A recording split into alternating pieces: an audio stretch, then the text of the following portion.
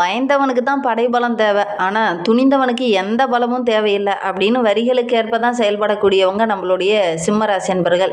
எதுலேயுமே துணிஞ்சு நிற்கக்கூடியவங்க. இந்த சூரியனை கண்ட பனி போல் இவங்களை பார்த்து மற்றவங்க பயந்து தான் நிற்பாங்களே ஒழிஞ்சு இவங்களை எதிர்த்து நிற்க மாட்டாங்க யாரும் அப்படின்னே சொல்லலாம். ஏன்னா ரொம்ப உண்மையாக இருப்பாங்க, ரொம்ப நேர்மையாக இருப்பாங்க இந்த சிம்மராசி அன்பர்கள் அப்படின்னே சொல்லலாம். அதே மாதிரி இவங்களுக்கும் வாழ்க்கையில் கஷ்டம் வருமா அப்படின்லாம் நீங்கள் கேட்கலாம். இவங்களுக்கும் சின்ன சின்ன கஷ்டங்கள் வரும். இருந்தாலும் அந்த சூரியனுடைய பிரகாசத்தை எந்த இடத்துலையுமே நம்மளால் மறைக்க முடியாது. அப்பப்போ மேகக்கூட்டங்கள் வந்து அந்த சூரியனோட பிரகாசத்தை கொஞ்சம் மறைக்கும். பெருசாக பாதிப்பு எதுவும் ஏற்படாது. இருந்தாலும் சூரியன் தானே, அவருடைய பிரகாசம் எந்த இடத்துலையுமே குறைஞ்சி போகாது இல்லையா? அது மாதிரி தான் இந்த சிம்மராசி என்பர்கள் எங்கே போனாலும் அவங்களுக்கு உண்டான அந்த மதிப்பு மரியாதை இது எல்லாமே கிடைக்கும். இவங்களுக்கு வருகின்ற 7 நாட்களும் எப்படி இருக்குது, வருகின்ற நாட்களில் என்னென்ன மாற்றங்களை இவங்க சந்திக்க இருக்காங்க, என்னென்ன விஷயங்கள்லாம் இவங்களுக்கு சாதகமாக இருக்க போது, என்னென்ன விஷயங்கள்லாம் உங்களுக்கு பாதகமாக இருக்க போது, எந்த விஷயத்தில் இவங்க கொடிக்கட்டி பறக்க போகிறாங்க அப்படிங்கிறத தொடர்ந்து இந்த வீடியோவில் ரொம்ப விளக்கமாக சொல்லியிருக்கோம். நிச்சயமாக நல்ல ஒரு யூஸ்ஃபுல்லான வீடியோவாக தான் இந்த வீடியோ உங்களுக்கு இருக்கும். அதனால் வீடியோவை கடைசி வரைக்கும் பாருங்கள். நீங்கள் இப்போ தான் ஃபஸ்ட் டைமாக நம்ம சேனலை பார்க்குறதா இருந்தால் நம்ம சேனலை சப்ஸ்கிரைப் பண்ணிவிட்டு கூடவே இருக்கிற பெல் ஐக்கானையும் கிளிக் பண்ணிக்கோங்க. அப்போ தான் நாங்கள் போடுற ஒவ்வொரு வீடியோவுமே உங்களுக்கு நோட்டிஃபிகேஷனாக வரும். நீங்கள் சிம்மராசி அன்பராக இருந்தால் மறக்காமல் நம்மளுடைய சேனலுக்கு ஒரு லைக் கொடுத்துட்டு உங்களுடைய உறவுகள் வகையில், நண்பர்கள் வகையில் யாராவது சிம்மராசி அன்பர்கள் இருக்காங்க அப்படின்னா மறக்காம இந்த வீடியோவை அவங்களுக்கும் ஷேர் பண்ணி விடுங்க. சிம்ம ராசியில் நீங்கள் எந்த நட்சத்திரத்தில் பிறந்தீங்க அப்படிங்கிறத மறக்காமல் எங்களுடைய கமெண்ட் பாக்ஸில் தெரிவிங்க. மகம் நட்சத்திரமா, பூரம் நட்சத்திரமா, உத்திராடம் நட்சத்திரமா அப்படிங்கிறத மறக்காமல் தெரிவிங்க. சரி, நம்மளுடைய சிம்ம ராசி என்பர்களுக்கு ஜூன் 2 ஒரு சில மாற்றங்கள் நிகழும் அப்படின்னு சொல்லலாம். ஏன்னா ராசிக்கு 12ஆம் இடத்துல வந்து பலமான இடத்துல குரு பகவான் வந்து அமர்ந்திருக்கிறார். லாபஸ்தானமாகிய 11ஆம் இடத்துல இருந்து பணப்புழக்கத்தை வந்து அதிகப்படுத்துவார். மதிப்பு மரியாதை இதெல்லாம் கொடுக்கக்கூடியவர் தான் குரு பகவான். அவர் 12ஆம் இடத்துல வந்து அமரும் போது குடும்பத்தில் ஏதாவது ஒரு சுப செலவு கட்டாயம் இந்த காலகட்டத்தில் நீங்கள் செய்யக்கூடிய சூழ்நிலை இருக்குது அப்படின்னே சொல்லலாம். எந்த விஷயத்தையுமே தடபுடலாக முடிவெடுக்காமல் நிதானமாக யோசித்து இந்த காலகட்டத்தில் முடிவெடுத்தீங்க அப்படின்னா வெளிவட்டாரத்தில் உங்களுக்குன்னு நல்ல ஒரு மதிப்பு மரியாதை கிடைக்கும்.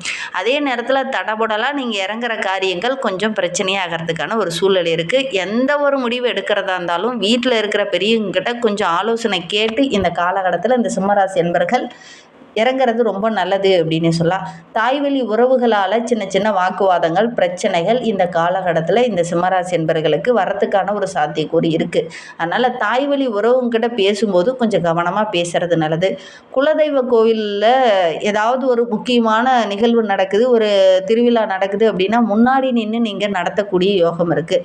உங்களுடைய குலதெய்வ பெயர் என்ன அப்படிங்கிறத மறக்காமல் எங்களுடைய கமெண்ட் பாக்ஸில் தெரிவிங்க. உங்களுக்காக நாங்களும் பிரார்த்தனை பண்ணிக்கிறோம். ஏன்னா கடந்த ஓராண்டுகளாகவே நிறைய இன்னல்கள், ஆரோக்கிய ரீதியாக ஒரு சில பிரச்சனைகளை நீங்கள் அனுபவிச்சுட்டு இருக்கீங்க. உண்மையா இல்லையா அப்படிங்கிறத மறக்காமல் இந்த சிம்மராசி என்பர்கள் இந்த வீடியோவை பார்த்துட்டு இருக்கீங்க அப்படின்னா எங்களுடைய கமெண்டில் தெரிவிங்க. ஏன்னா இந்த சிம்மராசி என்பர்களுக்காக நாங்களும் பிரார்த்தனை பண்ணிக்கிறோம். ரொம்ப நம்பிக்கையானவங்க, நம்பிக்கைக்குரியவங்களாக இருந்தவங்க கூட ஒரு சில பிரச்சனைகளை உங்களுக்கு கடந்த ஒரு ஆண்டுகளாக நீங்கள் தந்திருப்பாங்க. ரொம்ப நம்ப அவனே ஏமாற்றிட்டான் அப்படிங்கிற ஒரு சூழ்நிலை கடந்த ஒரு ஆண்டுக்கு முன்னாடி உங்களுக்கு ஏற்பட்டிருக்கும். அதே மாதிரி குடும்பத்தில் சின்ன சின்ன பிரச்சனைகளை நீங்கள் அனுபவிச்சுட்டு இருந்திருப்பீங்க. இந்த காலகட்டம் அப்படிங்கிறது நம்மளுடைய சிம்மராசி என்பர்களுக்கு ஒரு வரப்பிரசாதம் அப்படின்னே சொல்லலாம். இந்த குடும்ப பிரச்சனைகள் எல்லாமே வருகின்ற நாட்களில் ஒவ்வொன்றா சரியாக போகுது. அதே நேரத்தில் குடும்பத்தில் இருக்கக்கூடிய அந்த ரகசியங்களை வெளிநபர்கிட்ட நீங்கள் சொல்ல வேண்டாம். இந்த காலகட்டத்தில் வெளிநபர்களால் தான் நிறைய பிரச்சனைகள் உங்களுக்கு வர இருக்குது. அதனால் வெளிநபர்கிட்ட நீங்கள் கொஞ்சம் சொல்ல வேண்டாம். எந்த பிரச்சனையாக இருந்தாலும் குடும்ப உறுப்பினர்கிட்ட சொல்லி கலந்து ஆலோசித்து ஒரு முடிவு எடுக்கிறது ரொம்ப நல்லது அப்படின்னே சொல்லலாம். சரி, நம்மளுடைய சிம்மராசி என்பர்களுக்கு வருகின்ற வாரத்தோட கிரக அமைப்புகள் எப்படி இருக்குது அப்படிங்கிறத பார்க்கலாம். வருகின்ற வாரத்தோடைய கிரக நிலையை வைத்து ஆராய்ந்து பார்க்கும்போது நம்மளுடைய சிம்மராசி அன்பர்களுக்கு கலஸ்திரஸ்தானத்தில் ராகு பகவான், அஷ்டமஸ்தானத்தில் சனி பகவான், பாக்கியஸ்தானத்தில் செவ்வாய், தொழில் ஸ்தானத்தில் சூரியன், லாபஸ்தானத்தில் புதனும் சுக்கிரனும், விரயஸ்தானத்தில் குரு பகவான், இந்த மாதிரி கிரக அமைப்புகள் நம்மளுடைய சிம்மராசி என்பர்களுக்கு வருகின்ற நாட்களில் அமைந்திருக்கு. இதனால் என்னென்ன நற்பலன்கள் உங்களுக்கு கிடைக்க போகுது அப்படிங்கிறத பார்க்கலாம். வருகின்ற வாரம் அப்படிங்கிறது வெளியில் எங்கேயாவது பயணம் போவீங்க. இந்த பயணங்கள் உங்களுக்கு சாதகமாக அமையுமா அப்படின்னு பார்த்தீங்கன்னா, கொஞ்சம் அலைச்சல் அதிகமாகும். எடுக்கிற காரியத்தில் சின்ன சின்ன தடைகள், பிரச்சனைகள் கொஞ்சம் வர்றதுக்கான சூழ்நிலை இருக்குது. எந்த காரியத்தில் இந்த காலகட்டத்தில் நீங்கள் இறங்குனீங்கனாலும் சின்ன சின்ன தடைகளும் பிரச்சனைகளும் வரும். கொஞ்சம் கவனமாக தான் இருந்துக்கணும், அவசரப்படக்கூடாது. பொதுவாகவே நம்மளுடைய சிம்மராசி என்பவர்கள் ஒரு வேலையை செஞ்சுட்டாங்க அப்படின்னா அதற்கான பலன் உடனே கிடைக்கணும் அப்படின்னு எதிர்பார்ப்பாங்க. இந்த காலகட்டத்தில் சின்ன சின்ன தடைகள், பிரச்சனைகள், அந்த பொறுமையை சனி பகவான் உங்களுக்கு தர்றதுக்காக இதெல்லாம் கொஞ்சம் தருவார். நீங்கள் கொஞ்சம் பொறுமையாக தான் இந்த காலகட்டத்தில் இருக்கணும் அப்படின்னு சொல்லலாம். புதிய நண்பர்கள் வருகின்ற வாரத்தில் நம்மளுடைய சிம்மராசி என்பவர்களுக்கு கிடைப்பாங்க. அந்த நண்பர்கள் மூலிமா ஒரு சில நல்ல காரியங்கள் உங்களுக்கு நடக்க போகுது. எடுக்கிற காரியங்கள் எல்லாமே ஓரளவுக்கு கைகூடி வரக்கூடிய ஒரு யோகமான கிரக அமைப்பு தான் அப்படின்னு சொல்லலாம்.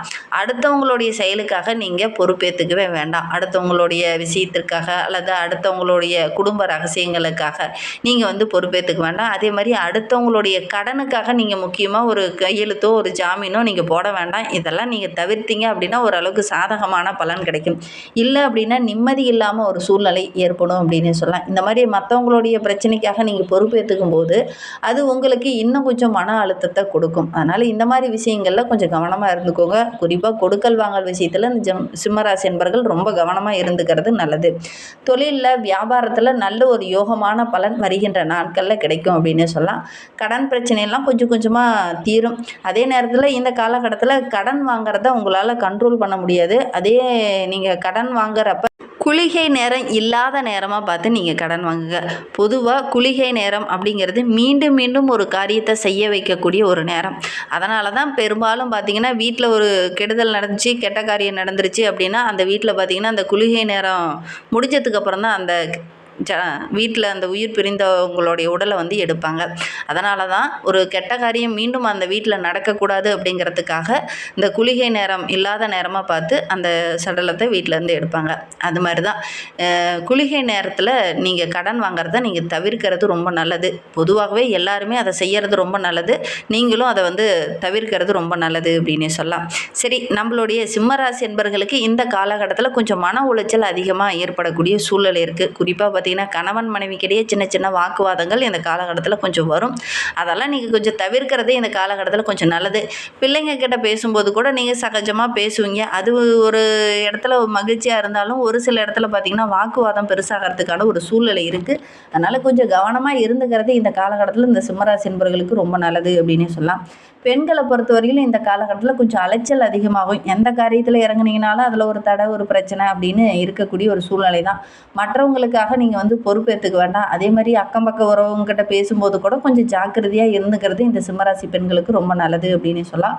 உறவுங்கிட்ட கூட கொஞ்சம் பொறுமையாக இருந்துக்கோங்க. இந்த காலகட்டத்தில் நீங்கள் விளையாட்டாக பேச போன ஒரு காரியம் கூட கொஞ்சம் பிரச்சனையாகிறதுக்கான ஒரு சூழ்நிலையில் இருக்குது. கொஞ்சம் கவனமாக இருந்துக்கிட்டிங்கன்னா பெருசாக பாதிப்பு எதுவும் ஏற்படாது. கலைத்துறையை சார்ந்த நண்பர்களுக்கு இந்த காலகட்டம் ரொம்ப சிறப்பாக இருக்குது. விடாமுயற்சியோடு நீங்கள் இறங்குற காரியங்களை கூட ஓரளவுக்கு சின்ன இடைஞ்சல் அதுக்கப்புறம் தான் சாதகமான பலனை பெற முடியும் அப்படின்னு சொல்லலாம். அரசியல் துறையில் இருக்கக்கூடிய சிம்மராசி என்பவர்களுக்கு இந்த காலகட்டம் ஓரளவுக்கு சிறப்பாக இருக்குது. தெளிவாக சிந்திச்சு முடிவெடுத்தீங்க அப்படின்னா ஓரளவுக்கு சாதகமான பலனை நீங்கள் எதிர்பார்க்கலாம். எந்த ஒரு விஷயத்திலையும் அவசரம் காட்ட வேண்டாம். மாணவர்களை பொறுத்தவரையிலும் படிப்பில் கொஞ்சம் புத்திசாலித்தனமாக செயல்படுவீங்க. நல்ல ஒரு முன்னேற்றத்தை எதிர்பார்க்கலாம். எதிர்பாராமல் உங்களுடைய ஆசிரியரோ, உங்களுடைய குருமார்களோ, உங்களுடைய ஆன்மீக நண்பரோ ஒரு சில இடத்துல உங்களுக்கு உதவிகரமாக இருப்பாங்க. அதன் மூலிமா நல்ல ஒரு மேன்மையை இந்த சிம்மராசி மாணவர்கள் எதிர்பார்க்கலாம் அப்படின்னு சொல்லலாம். சிம்ம ராசியில் மகம் நட்சத்திரத்தில் பிறந்தவங்களுக்கு வருகின்ற வாரம் எப்படி இருக்குது அப்படின்னு பார்த்தீங்கன்னா, தன ரீதியாக பார்த்தீங்கன்னா ஓரளவுக்கு சிறப்பாக இருக்குது அப்படின்னு சொல்லலாம். ஏன்னா கடந்த வாரத்தை ஒப்பிடும்போது இந்த வாரம் ரொம்ப சிறப்பாக இருக்குது. மகிழ்ச்சி தர மாதிரி நல்ல விஷயங்கள்லாம் நடக்கும். எல்லா முயற்சியுமே ஓரளவுக்கு வெற்றியாக இருக்கும். புதிய நண்பர்கள் கிடைப்பாங்க. அவங்களும் ஒரு சில இடத்துல உங்களுக்கு உதவிகரமாக இருப்பாங்க.